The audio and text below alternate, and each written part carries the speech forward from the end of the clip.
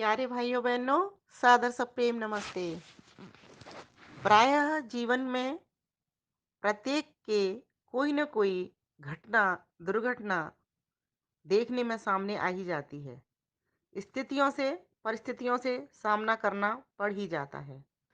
एक व्यक्ति तो निराशावादी जीवन जीता है और एक व्यक्ति आशावादी। जो निराशावादी जीवन जीता है, उसका पूरा जीवन दुखदाई हो जाता है और वह एक ऐसे मोड़ पर आकर के खड़ा हो जाता है कि वो आत्महत्या तक करने को मजबूर हो जाता है। वहीं दूसरा व्यक्ति आशावादी जीवन जीता है और इस जीवन को खेल समझ करके, खेल खेल में ही वह सकारात्मकता की ओर चलता हुआ, बढ़ता हुआ अपने जीवन को धन्य कर जाता है। आज मैं आपको सुनाने जा रही हूँ एक छोटी सी कहानी। बहुत ही प्रेरणास्पद है। एक स्थान पर एक बड़े भवन का काम चल रहा था। वहाँ रोज मजदूरों के छोटे छोटे बच्चे कोई एक कोई खेल खेला करते थे। लगभग 7-8 दिन से देखने में आ रहा था कि वो एक ही खेल खेले जा रहे थे और एक ऐसा खेल कि एक दूसरे की शर्ट पकड़ करके उसको खेला जाता था।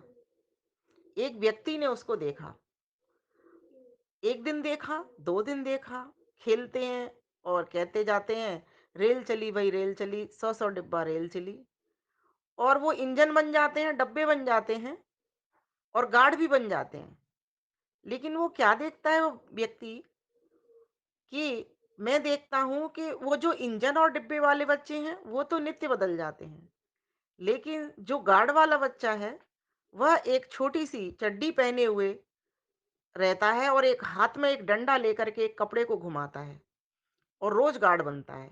उसमें कोई परिवर्तन नहीं होता। ऐसा उन बच्चों को खेलते हुए एक व्यक्ति नित्य प्रति देखा करता था, 7 दिन तक लगातार देखता रहा। उस व्यक्ति ने को कौतूहलवश उस गार्ड बनने वाले बच्चे को पास बुलाया और पूछा, बेटा, तुम रोज गार्ड बनते हो? क्या तुमको ऐसा इंजन बनने की, बाकी बच्चों की तरह या डिब्बा बनने की इच्छा नहीं होती? तो ये सुनकर वो बच्चा बोला, बाबूजी, मेरे पास शर्ट नहीं है, तो मेरे पीछे वाले बच्चे मुझे कैसे पकड़ेंगे और मेरे पीछे कौन खड़ा रहेगा? इसलिए मैं रोज गार्ड बनकर ही खेल खेल में हिस्सा लेता हूँ और मजे करता हूँ। और वो ऐसा कह करके भाग गया। फिर खेल में मस्त हो गया।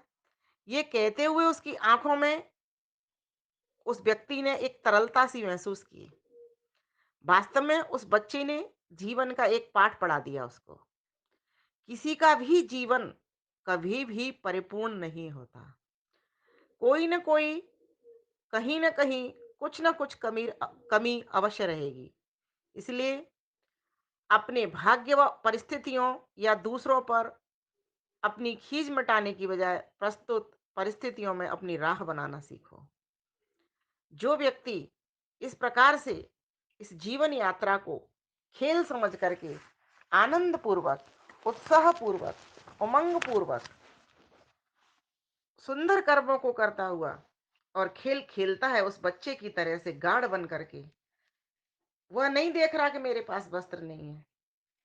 वह यह भी नहीं देख रहा कि इन बच्चों के पास वस्त्र हैं और ये मेरे से ज्यादा अधिक अमीर हैं। वह तो बस मात्र खेल खेल रहा है।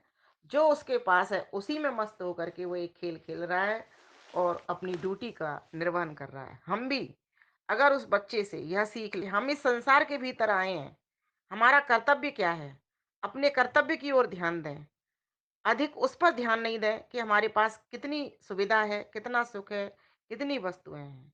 जो कुछ है उसी में से ही उस आनंद की खोजने के लिए अगर हम तत्पर हो जाएं और स्थिति परिस्थितियों को, घटनाओं दुर्घटनाओं को आते हुए, उनका सामना करते हुए हम भी आशावादी सोच के साथ, सकारात्मक सोच के साथ अगर आगे बढ़ते चलें, तो यह जीवन हमारा भी उसी प्रकार से एक आनंददायक रेल के डिब्बों की भांति खेल हो जाएगा, उस गार्ड बच्चे की भांति। तो इस प्रकार से मेरी इच्छा हुई कि आज ये कहानी मैं आपके समक्ष रखूं और बताऊं कि ये तो सब चलता रहेगा, जीवन है। जीवन एक खेल ही है और जीवन एक यात्रा भी है, जिसकी जब मंजिल आ जाती है वो व्यक्ति तब चल पड़ता है। इसीलिए इस यात्रा को अगर हमें आनंददायक बनाना है, तो यहाँ पर हम किसी और के सुख को देख कर के हम दुखी ना हों। हमारे पास जो कुछ है, उसमें ही सुख खोजने का प्रयास करें, तो हमारा जीवन धन्य हो जाए। आज के लिए इतना ही। आप सभी का बहुत-बहुत धन्यवाद। नमस्ते।